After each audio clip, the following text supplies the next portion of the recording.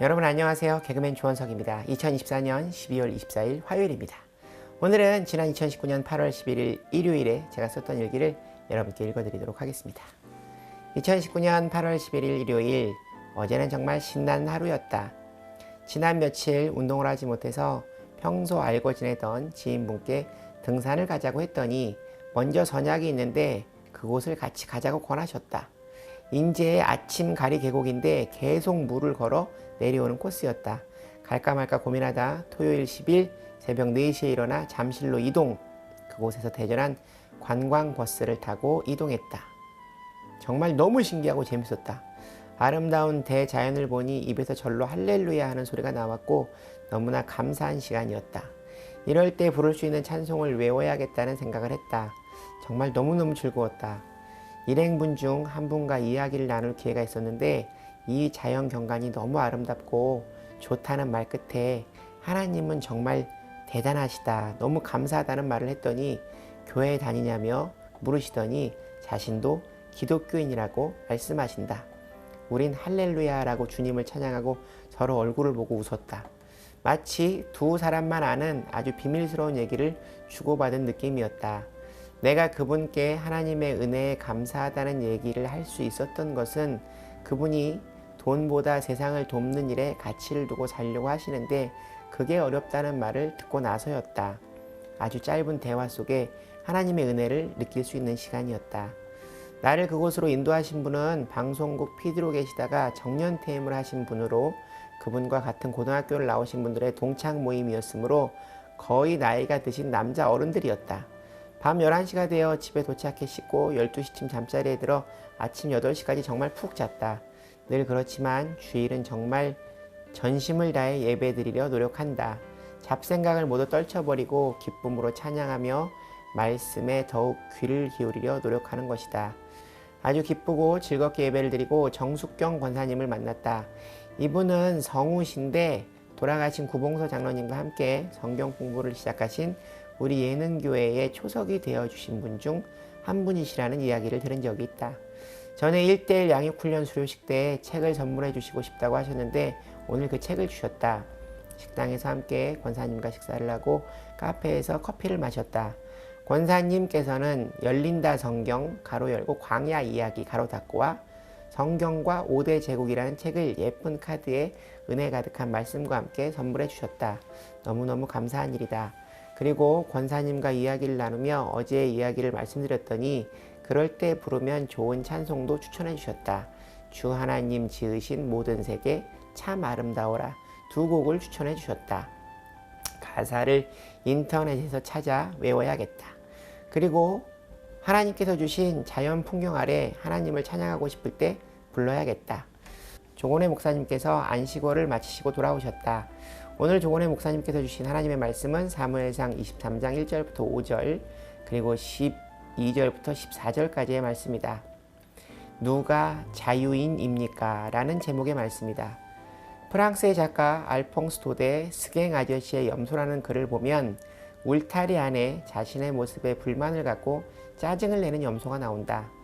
그러던 어느 날 그 염소를 묶어놓은 줄이 풀리자 그 염소는 자유를 얻었고 넓은 들판에 풀을 뜯으며 즐거운 시간을 보낸다. 그러나 늑대가 나타나 그 염소를 물었고 그 염소는 멀리 보이는 주인의 집을 보며 죽는다. 인간의 참된 자유는 제한적이어야 한다. 그 제한을 벗어나면 위의 이야기처럼 무서운 재앙이 온다. 자유란 하지 말아야 하는 것을 하지 않는 것이다. 에덴 동산에서 선악과를 먹으면 안 된다는 하나님의 제한을 인간은 지키지 못했다. 참된 자유는 참된 구속 안에 있다. 진정한 자유는 영적 양심이 자유를 품고 있는 것이다. 증오, 시기, 미움, 질투의 감옥 안에 갇혀서는 안 된다. 내가 아는 동료 중 연기나 아이디어 모두 아주 실력이 출중한 친구가 있다. 그러나 그는 남이 잘 되는 꼴을 못 본다. 질투와 시기가 아주 많다. 그는 더 이상 질투의 대상이 없는 곳을 찾아 가고 있는 모습이다. 더 넓은 세상에서 더 많은 일을 할 수 있는 친구인데 안타깝다. 불현듯 난 그 친구 생각에 질투와 시기, 미움은 결국 자신을 고립시키는 감옥이 맞다는 생각이 든다. 질투와 시기로 자신이 더 나은 위치를 차지하는 것이 아니라 그 마음이 결국 스스로를 고립시키기 때문이다. 본인이 힘들어 견디지 못하는 것이다. 그리고 질투할 시기가 없는 곳에서 왕으로 남고 싶어 한다. 영국의 어떤 작가가 인간은 5개의 감옥에 갇혀 있게 된다고 말했다고 한다. 첫 번째 자기 사랑의 감옥, 두 번째 향수의 감옥, 세 번째 선망의 감옥, 가로 열고 누군가를 끊임없이 부러워하는 것이다. 가로 닫고 네 번째 증오와 시기의 감옥, 다섯 번째 근심의 감옥. 이스라엘 민족들은 430년간의 노예 생활로부터 하나님은 모세를 통해 해방시켜 주셨지만 그들은 몸만 해방되고 마음은 출애굽하지 못했다. 우리는 보이지 않는 억압의 포로가 되어 산다. 더 나아가 사단의 권세에 눌려 방종과 타락한 삶을 살아가기도 한다. 오늘 본문의 내용 1절부터 5절 말씀은 사울이 자신의 사위이자 군대장인 다윗을 질투와 증오에 눈이 멀어 죽이려고 하는 상황이다. 그런 상황 속에 사람들이 정보를 주는 것이다. 1절 말씀, 사람들이 다윗에게 전하여 이르되 보소서 블레셋 사람이 그일라를 쳐서 그 타작마당을 탈취하더이다 하니, 그 이야기를 듣고 다윗은 하나님께 기도한다.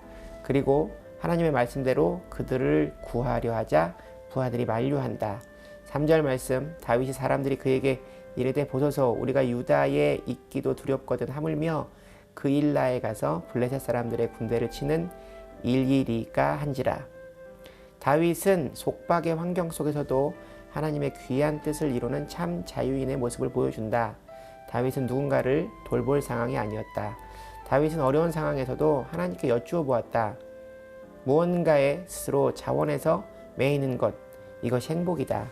자유는 소극적 자유와 적극적 자유로 나뉘는데 소극적 자유는 무엇인가로부터 벗어나는 자유이다.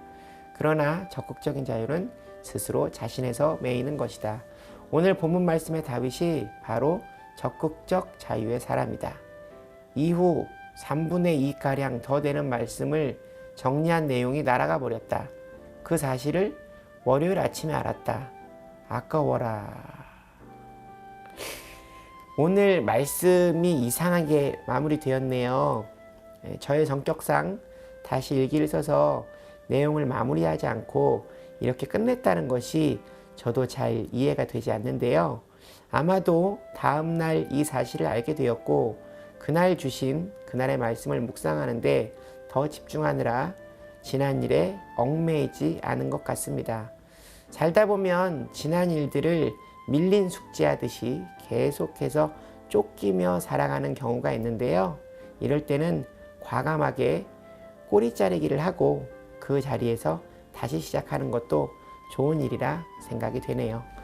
오늘 얘기는 여기까지입니다. 여러분 오늘 하루도 주님과 함께 동행하는 행복한 하루 되시기 바랍니다. 슈브 여러분 주님께 돌아오세요.